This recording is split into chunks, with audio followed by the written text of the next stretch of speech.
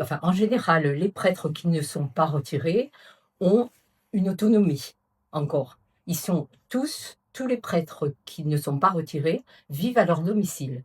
Donc ça veut dire encore une autonomie, même s'ils ont certains, en fonction de l'âge et un petit peu de limites qui commencent à apparaître, ils peuvent avoir besoin d'intervention à domicile. Au niveau de la Cavimac et de la mutuelle, en lien avec l'économac donc, pour tout ce qui est, l'affiliation, la radiation, les transferts de collectivités, enfin ce sont des termes un petit peu techniques, mais ce sont des démarches administratives que je fais et qui sont suivies d'effet au niveau comptable.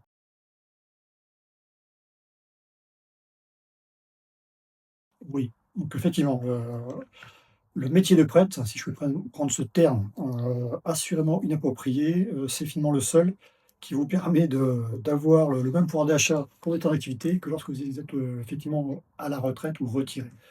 Pourquoi? Parce que simplement le diocèse fait l'effort d'aligner finalement les émoluments du, prêtre retiré à l'équivalent de ceux qui sont en activité.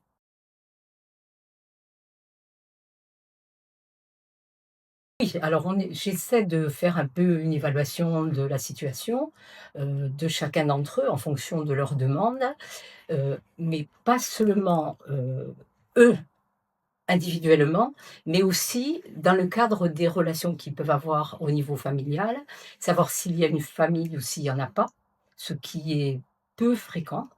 La plupart du temps, les familles présentes et qui les aident en lien avec moi et avec les établissements quand ils sont en établissement, ce sont des nièces, très souvent et avec lesquelles on travaille, main dans la main.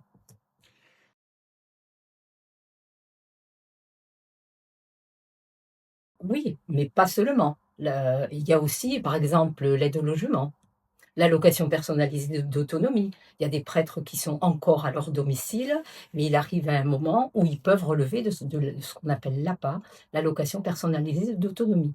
Donc en fait, je les informe, je les oriente et je les accompagne dans ces démarches pour bénéficier de tous les droits auxquels ils peuvent prétendre.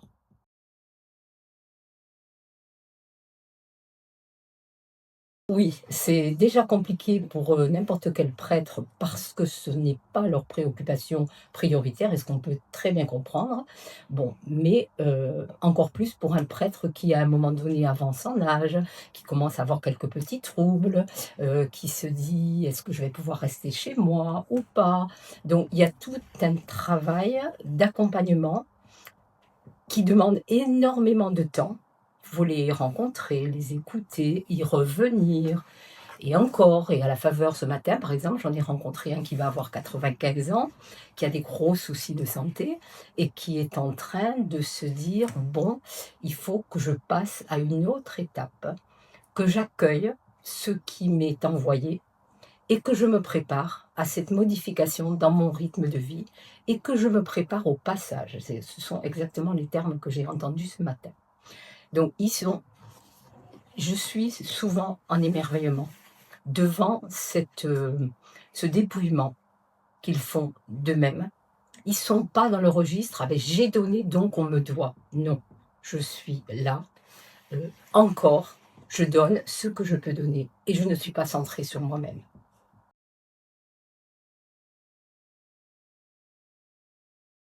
Et alors, il y en a 18 qui vivent, à leur domicile. 4 sont locataires soit de l'association diocésaine, soit à la maison Saint-Joseph. 9 sont en structure collective. Alors j'entends par structure collective EHPAD, résidence autonomie, foyer logement.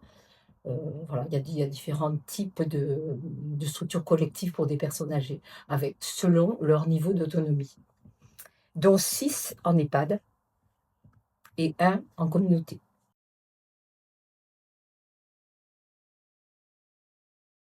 Oui. Et puis il y a certains EHPAD pardon, qui, ont quand même une orientation, très affichée, soit parce que c'est sous-tendu, par des communautés religieuses, par exemple l'EHPAD Émilie de Villeneuve à Castres, par exemple, et d'autres parce qu'il y a déjà une histoire, à Lautrec, par exemple. Les Quiétudes à Lautrec, ce n'est pas un établissement affiché tel quel, mais le prêtre, diocésain qui est là a toujours eu une relation avec cet établissement et avec la paroisse aussi, hein. Parce que quand la paroisse porte attention à ses prêtres aînés, y compris en établissement, il y a des curés qui les visitent régulièrement, ça c'est très inégal d'une paroisse à une autre et donc ils sont en contact avec eux.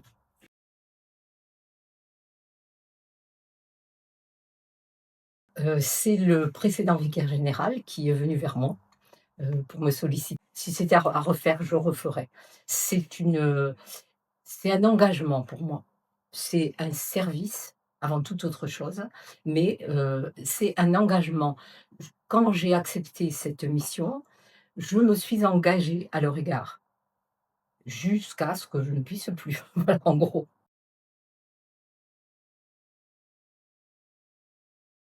Les relais, ce sont les curés, ce sont les secrétaires de paroisse. Ce sont, les collègues d'autres services. Par exemple, quand on a un prêtre qui a été hospitalisé et qui va en établissement de moyen séjour, qu'on appelait précédemment convalescence, je suis toujours en lien avec les collègues, celles du milieu hospitalier et celles de ces services-là, pour préparer la sortie, en fonction des possibilités et du contexte de vie de ce prêtre. Et après les familles. Comme j'ai dit tout à l'heure, je travaille en lien avec les familles. C'est-à-dire que quand il y a une demande, par exemple, de mesures de protection, ce n'est pas moi qui la fais directement. J'aide les familles à la faire. Moi, je n'ai pas légitimité à demander une mesure de protection. À faire un signalement au procureur de la République éventuellement, oui, s'il y a une situation de fragilité trop importante, mais pas une demande de mesure de protection.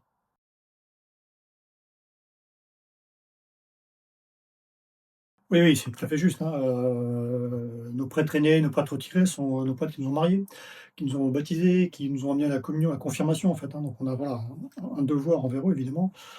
Et puis, là où ils sont, vous l'avez souligné, en fait, hein, ils continuent à prier, à conseiller, à écouter aussi, donc il reste finalement un soutien spirituel assez local et très présent, voilà, qui effectivement mérite, toute notre attention, notre générosité à travers le denier, hein, et donc effectivement, on ne peut qu'inciter, les gens au moment du denier à penser à tous ces prêtres qu'ils ont croisés dans leur vie pour se montrer généreux, dans le don qu'ils peuvent faire.